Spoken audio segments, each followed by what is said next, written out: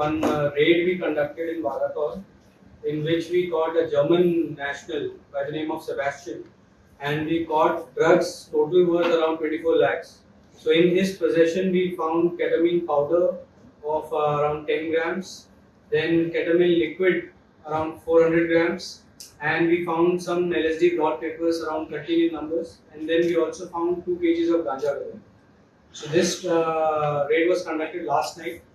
And this was in continuation of an earlier case which the ANC had done around 1 week back, in which we got one Indian national. He was a resident of West Bengal.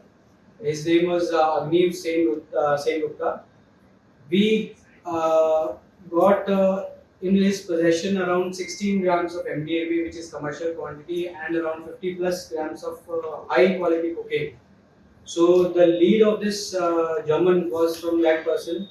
So this within the span of around 1 week, the ANC has done 2 raids and both commercial quantity cases, and total worth is around more than 30 to 33 lakhs.